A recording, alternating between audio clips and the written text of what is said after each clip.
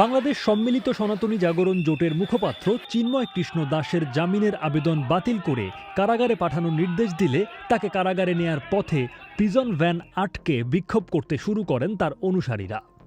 প্রায় 2 ঘণ্টা ধরে অবরোধের এক পর্যায়ে আইনশৃঙ্খলা বাহিনীর সদস্যরা বিক্ষোভকারীদের ছত্রভঙ্গ করে দেয়। চট্টগ্রামে সংঘর্ষের ঘটনায় সাইফুল ইসলাম নামে এক আইনজীবী নিহত হয়েছেন।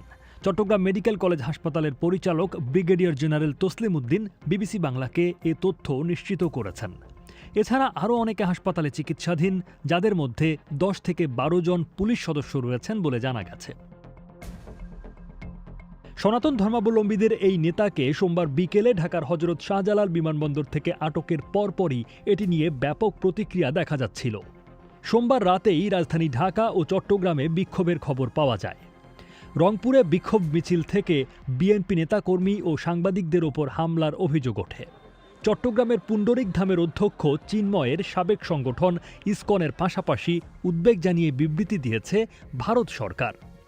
এমনকি দেশটির শাসক দল বিজেপির পশ্চিমবঙ্গ রাজ্যের নেতারা প্রতিবাদ জানিয়ে মিছিলও করেছেন। বাংলাদেশ সরকারের তরফ থেকেও এ বিষয়ে অবস্থান তুলে ধরা হয়েছে।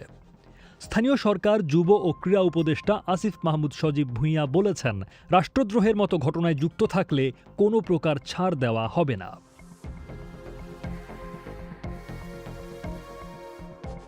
গত 5ই অগাস্ট আওয়ামী লীগ সরকার পতনের পর দেশব্যাপী সংখ্যালঘুদের ওপর হামলার অভিযোগে 8 দফা দাবিতে বিভিন্ন জেলায় বিক্ষোভ সমাবেশ সহ নানান কর্মসূচি পালন করে আসছে বাংলাদেশ সম্মিলিত সনাতনী জাগরণ জোট। ওই জোটের মুখপাত্র হিসেবে বেশ সক্রিয় ছিলেন মিস্টার দাস। গত 25শে অক্টোবর চট্টগ্রামের লালদিঘি মাঠে জনসভার পর 30শে অক্টোবর তিনি সহ 19 জনের বিরুদ্ধে চট্টগ্রামের কোতোয়ালি থানায় একটি রাষ্ট্রদ্রোহ মামলা করা হয়। নগরীর নিউ মার্কেট এলাকার একটি স্বাধীনতা স্তম্ভে জাতীয় পতাকার অবমাননার অভিযোগে এ মামলা করেন ফিরোজ খান নামে এক বিএনপি নেতা।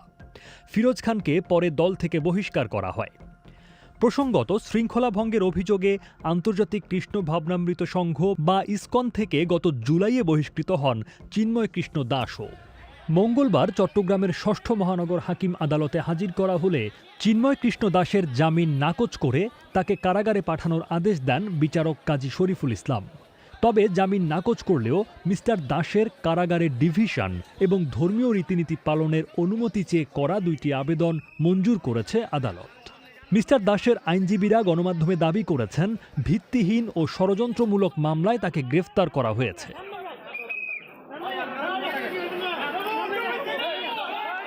জামিন আবেদন নামঞ্জুর হওয়ায় চিন্ময় দাসের অনুসারীরা সকাল থেকেই আদালত প্রাঙ্গণে বিক্ষোভ করছেন এবং কারাগারে পাঠানোর আদেশের পর আদালত চত্বরেই মিস্টার দাসকে